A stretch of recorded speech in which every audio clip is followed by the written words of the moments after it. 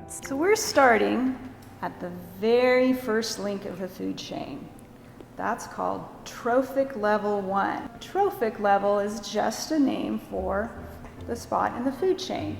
So we start at number 1, trophic level 1. That was, do you remember what was at the beginning of the food chain? Grass.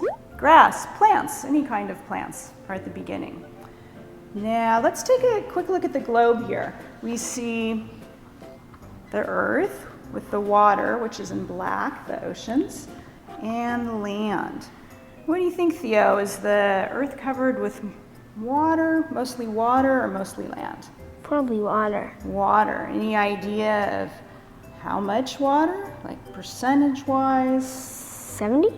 That's really good. Yeah, something like 71% of the globe is covered in oceans. 70, because in the book it said 70. Yep. Some people say 70, some people say 75, something in there. So on land, we're familiar with land plants. What kind of plants are on land, Theo? Grass, trees, flowers. Flowers, bushes. What do they need to grow? Sun. Sun, yep. Water, soil. Water, that's good. And the third thing, soil, you said. Yep, in soil are the nutrients that the plants need to grow. So plants, right, they don't have mouths that eat food, but they eat these things to grow. They need the sun, the water, and the nutrients in the soil. So just like plants on land, plants in the ocean need the same things. So let's think about plants in the ocean. What kind of plants in the ocean do you know? Plankton? There's plankton, yeah. Those are the plants Seaweed? Yep, seaweed. Kelp? Kelp is a kind of seaweed. So seaweed we see, where do we see seaweed? On the beach. On the beach, yeah. A lot of times you see it washed up on the beach where it's dead because it's been pushed up there by the waves from a storm. When it's alive, we see it growing in the tide pools, on the rocks. We're kayaking? Yeah, if you're kayaking out on the water or in a boat and you see the kelp fronds on the surface, you see seaweed there. The plankton you mentioned are called phytoplankton, and those are the tiny, tiny little plants that we can't see with our naked eye. We need a microscope to see the phytoplankton. So what were the 3 things the plants need to grow again? Sun. Sun. Water. Soil. Soil. So in the ocean, well, the plants, the seaweed and the phytoplankton get the sun. In order to get the most sun, they need to be fairly shallow. So right up near the coast is where you find seaweed. Because if they were far out in the ocean where it's deep, that would be dark and they wouldn't get any sunlight or very little. The phytoplankton, well, they float around, and they float around in that top layer of ocean water, so they can be closest to the sunlight to get the most sun. What do all plants produce and put into the air that's really important for life on this planet? Oxygen? Oxygen, yeah. All plants produce oxygen. Do you think more plants on land produce the most oxygen, or the plants in the ocean produce the most oxygen? Land? Land? Yeah. It's actually those plants in the ocean. The phytoplankton and seaweed produce the most oxygen on the planet. Anywhere between like 60 to 80% even of the oxygen on our planet is produced by the plants in the ocean. Wow, we couldn't survive without those ocean plants. And they also do something really cool, plants both on land and ocean. They take in carbon dioxide. Now, carbon dioxide we hear a lot about because of climate change. There's getting too much of it in our atmosphere.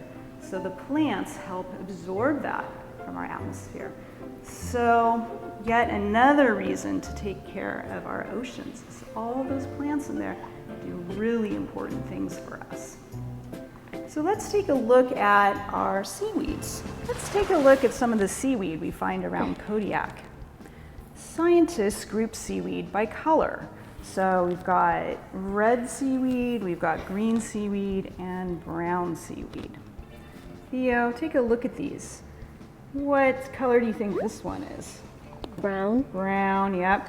What about these guys? Green? Green, very good, and Red. red, right. Look at these different types there. You can touch them. You can tell the kids watching what this stuff feels like. We've got a couple different types. This one's commonly called sea lettuce. People like to eat it. Ooh, there's this hairy kind. You can see this kind of growing on mats in the tide pools, and the sea lettuce you find in tide pools too. What's different about this one? It's kind of slimy. Slimy, yeah. And flat. Mm-hmm. Kind of smooth. Flat, yep. How about, let's take a look at our red seaweed here. We've got this really kind of feathery looking one. And we've got, well, look at this one. This one's Brown. flat. How do these feel? These must feel a bit different. They feel different to me. This feels different. Yeah. How does it feel? Okay. A little smooth. Smooth, uh-huh. And maybe a little bumpy. Mm. Oh yeah, a little bumpy maybe. Yeah. Mm-hmm. This kind of feels weird. This one feels kind of feathery. Feathery, yeah, it looks feathery. Yeah. Like ferns, kind of. Like a fern. Yeah. Yeah.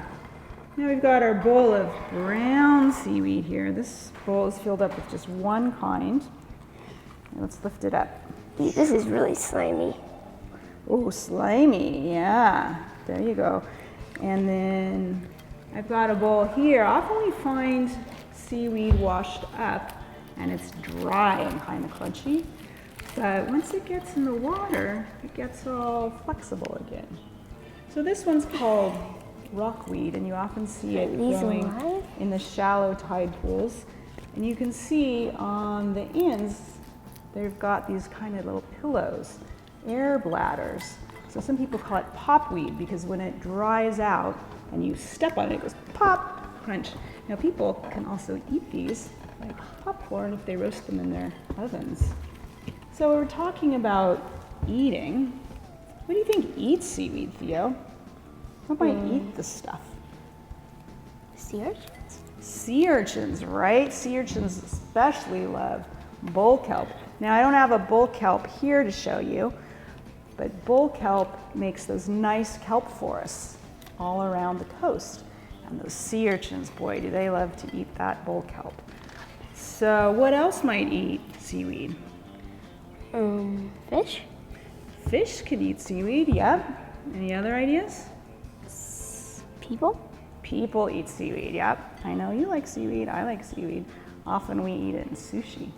Now, other things like snails, there's sea snails that eat seaweed.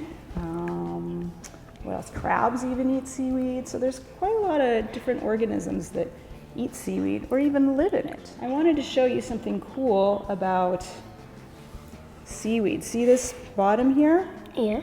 This is the bottom of the seaweed. It would be growing like this. And this is called the holdfast. Now it looks kind of like roots. And this is how it holds on to, say my finger was a rock. It would hold on to the rock to keep from being washed away by the waves. Now bull kelp have big holdfasts because bull kelp are really tall and big. And these holdfasts make kind of like little apartment complexes for a lot of animals. Little snails live in them, little worms, little brittle stars, little crabs. They're a really safe place for small animals to hide. So let's see, we talked about what they eat. What are the three things plants need again? Water, Water. sun, and soil. Yep, and so seaweeds take their nutrients just directly from the water. They don't have their roots in the sand like plants do, but instead absorb nutrients straight from the water. Now let's see. We're going to look at the little tiny plants next, the phytoplankton. So now we're going to look at the phytoplankton, those tiny, tiny plants that we can't see with our eye, but we need a microscope to view. Now there's all kinds of phytoplankton, lots of different types, and they even come in lots of different sizes, albeit tiny sizes. One very common kind is called a diatom, and they're cool because they make glass shells. Now I've got some pictures, just a few, to kind of give you an idea of all the different shapes they come in. They can make chains even. Sometimes they're round. What kind of shapes do these look like to you, Theo? Like this one kind of looks like a pizza slice. What do you think? Like a comb. A comb even, yeah. Now there's also dinoflagellates that are way smaller than the diatoms. They're tiny, tiny, and they have little tails that help them swim through the water. So Theo is going to look at a dinoflagellate under the microscope in just a minute. I'll show you what we would do to look at phytoplankton under the microscope. We'd get ourselves a glass microscope slide, and we put some seawater in a little dish, get a pipette, and put just a tiny drop. And in that tiny drop, there can be lots of phytoplankton. And then we get ourselves like a cover slip, put it on, and that kind of smashes the water down, but it doesn't smash the phytoplankton. And then we put it on our microscope to view. Now, Theo's already got a slide up here that he's gonna look at, and you guys are gonna see some examples of phytoplankton that you can see through a microscope as well. You wanna take a look, Theo? Yeah.